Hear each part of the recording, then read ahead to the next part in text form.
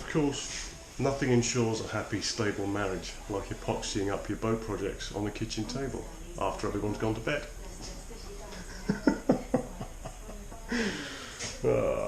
Nearly ready to go. Clamps are ready. Gotta get the glue done. Back in a minute.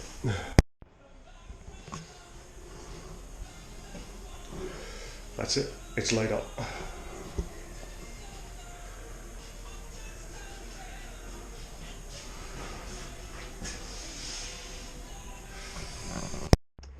Well, my cold is abating, that's something. And I've broken this out of the mould. I've just been over it with some sandpaper.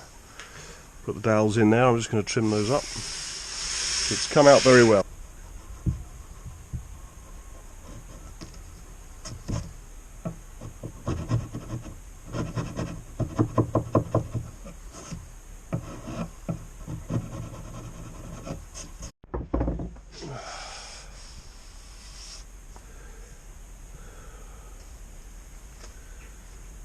Alright then, I've given it a quick sand. I have to say I'm very, very pleased with it so far. It's looking very good. So now I'm going to take it to the boat and test fit it. There's the hatch reinstalled there, remodelled and reinstalled. I've got a coat of paint on the coach roof. So there's the garage, here it is. Let's see if it fits.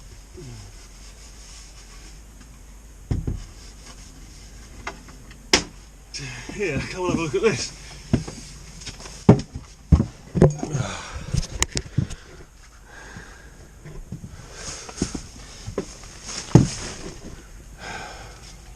As I suspected when I was thinking incessantly about this instead of going to sleep, the angles on the edges are probably a little bit too sharp, and what that's doing is holding off a little bit there, but that's really easy to fix. All I'm going to do is get the power planer on those and just take them off a little bit more in line with those. That one is especially indicative of that. That's a little bit of standing off.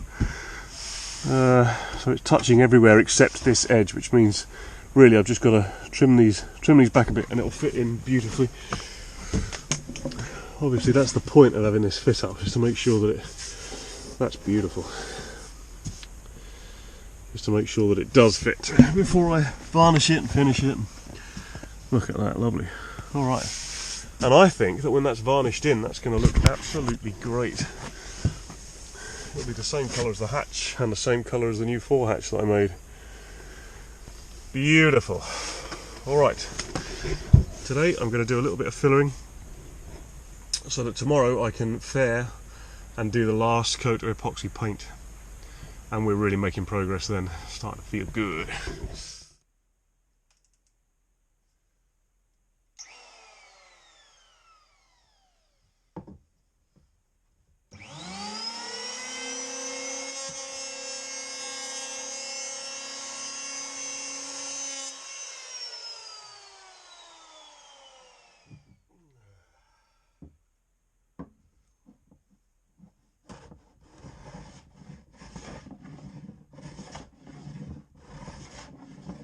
I'm having my usual nightmare finishing bits of wood. If there was a hell, and I don't believe there is, but if there was, it would be perpetually varnishing bits of wood to try and get the finish right, and not being able to do anything else until you could. No matter what I do, I never seem to get it right. I'm trying a slightly different approach this time now. I've got some wet and dry paper and some water with lots of fairy liquid in it to act as a lubricant really, more than anything. Of course, the secondary benefit of that is it degreases as it goes, which is fantastic. And I'm going to be quite aggressive now because it's had, well, several coats of varnish, and you can see when the varnish dries where the imperfections are and what needs to be done. It just needs to be cut right back, I think, so I'm going to do that. And then put another coat of varnish on it, and then go and self-harm somewhere probably. There's the garage. I haven't yet fixed it in there, but I've just rested it up against where it's supposed to be. It's looking quite nice, quite nice. There's the hatch there. As luck would have it. It's funny, you wait for things to happen and then everything happens all at once, doesn't it? The bearing, the replacement bearing for the inboard bearing of the boat arrived. I ordered the wrong size, so it was the wrong size, so I took it to a guy in Launceston called, I think it's Launceston Engineering Services. Very, very good, can do one-off jobs, problem solving attitude, that's what we like. And he turned it down, pressed it in, and tapped the port for the greaser. So that now is ready to install. So I'm going to do that today, because hopefully it shouldn't take me too long. And for the threads on there, because it screws onto the stern tube, for the threads I'm going to use Held-Ite. That's a little tip that I got from the Twister Association website. This stuff is brilliant. It goes off like, well, I suppose it never really goes off. It goes off like chewy bitumen, and you can coat both surfaces with it. You can build up coats if you need to, although with this sort of joint you don't need to. So I'm going to coat both sides of that and then screw it together. I can't film that because it's too tight in there to film. So I've laid it in place there, the garage, and taped around it with some masking tape. It serves two purposes really.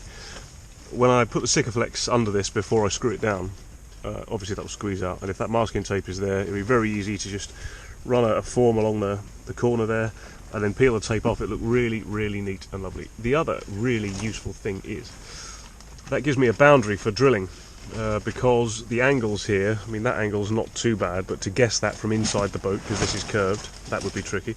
And this angle particularly would be quite hard to guess properly from inside the boat. So I'll drill down in about the right angle from on top, lay the hatch on, then go inside and just mark the underside of the hatch with the drill bit, then take the, say hatch the garage, take the garage off, complete the holes, then Sikaflex it on and put the screws in, and that way there's hopefully no chance of me missing a hole and breaking through the side of the garage.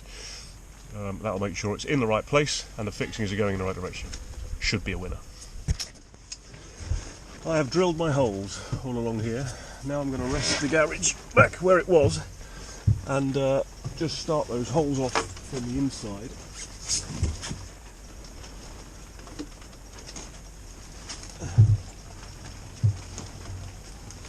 Of course I can put it back exactly where it was because the tape does not lie. There, that is exactly where it was. Okay, take my power drill inside and just touch those holes so that I know where to drill. So I've got 4 along the middle here. There's 2 of them. So going roughly in that direction.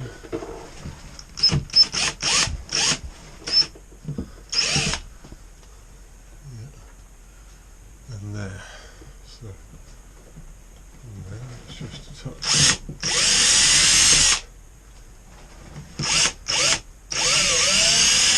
You can see what I've got here. Tiny mark there, tiny mark there, tiny one there, and these turned out to be just little tiny marks, but it's all I need. They're in the right place and it means that I can easily find them. Some of them are deeper than others, but that's okay. All I'm going to do now is drill probably about 4 mil into there in the right direction with the bigger drill bit, then swap to the smaller one and finish the pilot hole. The Sikaflex bead is ready. I've drilled all the pilot holes, everything's ready. So now I'll try to fill this. I'm going to put it on. See how it goes.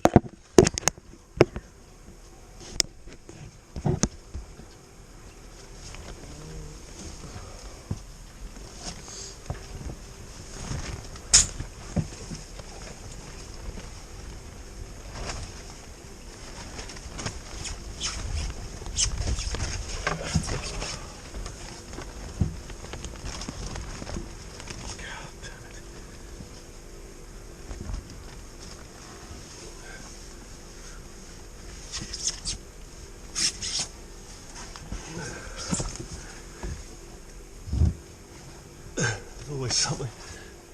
I'm thinking the hatch is going to slip. The hatch doesn't slip. The cushion resting on to protect it does, and it smears some of the Sikaflex. It's okay. Nothing's gone Okay. Okay. That is. It's exactly right. Okay. Let's just run around with the screws. Put them all in.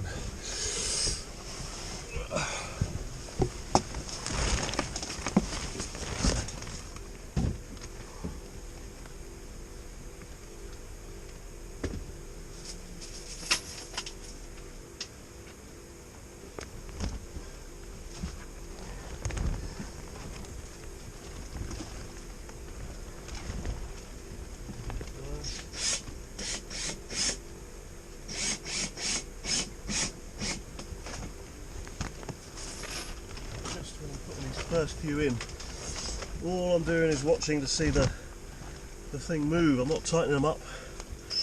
I just want to make sure that they've connected and the drill is set to its minimum resistance. And there it goes. Beautiful. Alright, I'm going to get the other screws in. It looks like it's going to succeed. I'll update you in a minute. Okay, the final update for today then. The new forehatch that I made over the summer out of Iroka. The new mast step that I made over the summer. And the new garage. There it is! Really good fit. It's got rock solid there. The masking trick that I did didn't quite work, but certainly in terms of locating all the screws in the right place, it did. That is good to go.